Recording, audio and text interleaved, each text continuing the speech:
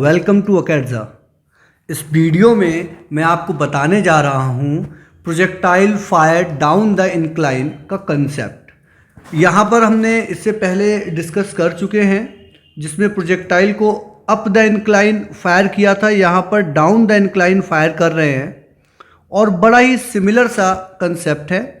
आप देखिए यहाँ पर मैं एक इंक्लाइन प्लेन ले रहा हूँ जिसका एंगल ऑफ इंक्लाइनेशन सपोज कर लीजिए बीटा है, और इस इंक्लाइन प्लेन से एक ऊपर मैंने एक पार्टिकल ले लिया है जिसको किसी रैंडम एंगल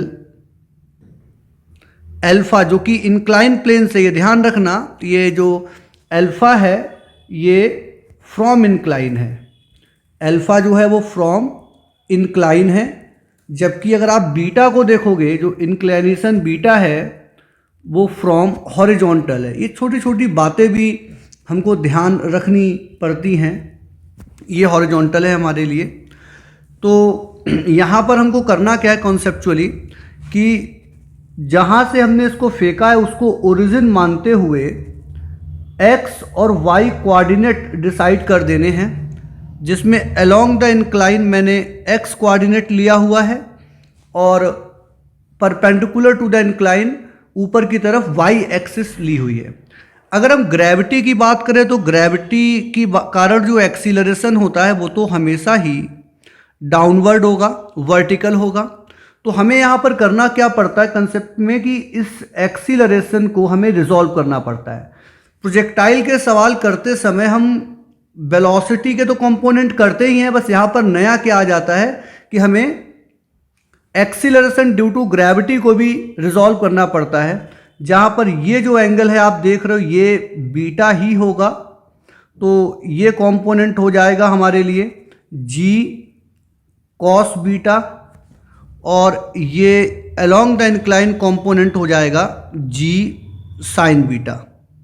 अगर हम यहाँ पर वेलोसिटी के कंपोनेंट करें जिसमें हम काफ़ी यूज टू हैं, तो ये होगा u cos alpha and here it will be u sin beta.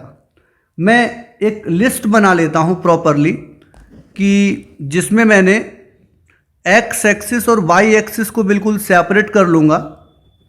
तो यहाँ पर मैं x एक्सिस की चीज़ों को लिख रहा हूँ और यहाँ पर मैं y एक्सिस की चीज़ों को लिख रहा हूँ। तो we have initial velocity in x direction u cos alpha and acceleration in x direction अगर आप देखोगे तो u नहीं होगा, g साइन बीटा। y में अगर हम देखेंगे तो वेलोसिटी जो है वो हो जाएगी हमारे लिए u साइन बीटा, और जो y में एक्सीलरेशन हो जाएगा वो हो जाएगा माइनस का g कॉस बीटा।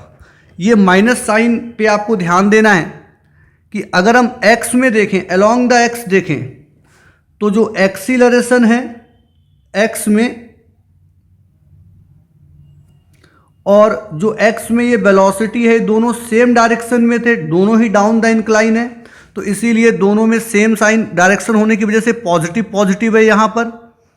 जबकि अगर हम y डायरेक्शन में वेलोसिटी देखें तो इट इज़ पॉइंटिंग अपवर्ड, जबकि एक्सीलरेशन है वो pointing downward in y, that's why ये माइनस साइन आया है। तो हमें कैलकुलेशन तो वही सब करनी है, like range, time of flight etcetera and etcetera. तो अगर हमें टाइम ऑफ फ्लाइट को कैलकुलेट करना है तो टाइम ऑफ फ्लाइट के लिए आपको क्या समझना है, बेस्ट फॉर्मूला क्या होता है मैं पहले भी बता चुका हूं। y डायरेक्शन में आप सेकंड इक्वेशन ऑफ मोशन लगा दीजिए, half ay into t square. यहां पर बस एक पॉइंट आपको ध्यान रखना है कि जो बच्चे मिस्टेक कर जाते हैं, एक्चुअली इस तरीके से पार्टिकल आ रहा है तो हमें यहां से यहां का टाइम निकालना है, तो बच्चों को लगता है कि y में जो डिस्प्लेसमेंट है वो ये है, this is the displacement in y direction. लेकिन यार ये रॉन्ग है। आपको ये समझना है कि अब हमारे जो x और y एक्सिस है वो ऐसे नहीं हैं, हमने x को हॉरिजॉन्टल नहीं लिया है, हमने y को वर्टिकल नहीं लिया है। मेरे लिए तो ये x है और ये y है, और आपको अच्छे से पता है from the mathematical basic knowledge कि अगर पॉइंट यहाँ पर था तो एक्स एक्सिस पर था और यहाँ पर है तो भी एक्स एक्सिस पर है, तो यहाँ भी इसका इनिशियल वाई कोऑर्डिनेट जीरो है और वाई में जो फाइनल कोऑर्डिनेट है वो भी जीरो है भाई। तो इसीलिए जो डिस्प्लेसमेंट इन वाई है वो क्या होगा, जीरो होगा।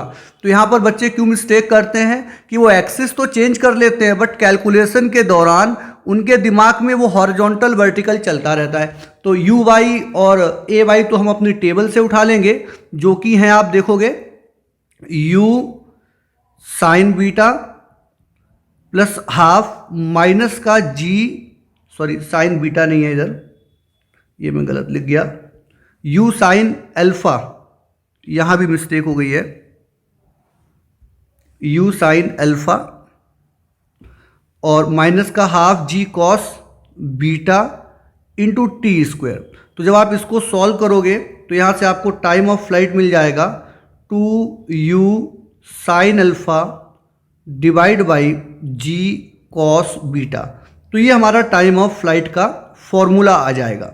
आपको ध्यान रखना है कि जब हम कैलकुलेट कर रहे थे तो डिस्प्लेसमेंट को जीरो क्यों लिया था, because axis has been changed.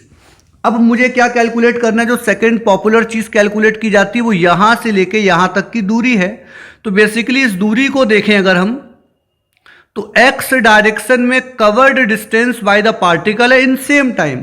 तो रेंज के लिए हम यही फॉर्मूला लगा देंगे, इक्वेशन ऑफ मोशन सेकंड, बस किस डायरेक्शन में, x डायरेक्शन में, और टाइम हम यहां पर टाइम ऑफ फ्लाइट का ही रखने वाले हैं। तो ux आप टेबल से देख सकते हो, जो कि थी u cos alpha, time of flight आपने निकाला ही हुआ है, वो है 2u sine alpha divide by g cos beta plus half acceleration था हमारा g sine beta x direction में, एंड टाइम हमने कैलकुलेट किया है 2u sine alpha divide by g cos beta whole square. जब आप इस इक्वेशन को सॉल्व करोगे तो आपको क्या मिलेगा, रेंज। जब आप इसको सॉल्व करोगे तो आपको रेंज मिलेगा 2u square sine alpha cos alpha minus beta divide by g cos square beta. तो ये बेसिकली हमारे पास टाइम और रेंज की कैलकुलेशन के रिजल्ट्स हैं, जिनको आप फॉर्मूला भी कह सकते हो। बट मैं आपको ये सजेस्ट करूँगा कि यहाँ पर कंसेप्ट क्या ध्यान रखना है, कि यहाँ पर कंसेप्ट हमको ये ध्यान रखना है कि यहाँ जी को भी रिजॉल्व करना पड़ता है, जी को भी रिजॉल्व करना पड़ता है। अगर हम यहाँ पर देखें तो नॉर्मली जो हम प्रोजेक्टाइल पढ़ते हैं, चाहे ऑब्लिक प्रोजेक्टाइल पढ़ें या हॉरिजॉन्टल प्रोजेक्टाइल पढ़ें, what ever kind of projectile हम पढ़ें, तो हम यूज टू होते हैं इनिशियल वेलोसिटी को ब्रेक करने के लिए, रिजॉल्व करने के लिए, बट जी को हम रिजॉल्व नहीं करते हैं। और आप ये भी ध्यान रखोगे कि जी को रिजॉल्व क्यों किया सर, जी को रिजॉल्व क्यों किया, because now we have new set of x and y axes। Now we have new set of x and y axes, जो कि ज़्यादातर हमने हॉरिजॉन्टल और वर्टिकल ली थी, बट राइट नाउ हमने क्या किया हुआ है, हमने किया हुआ है x एक्सिस हमने ली है along the incline and y axis हमने ली है perpendicular to the incline। That's why we need to resolve g as well। I hope आपको ये बहुत अच्छे से समझ में आया होगा। With this I am ending this video. Bye bye.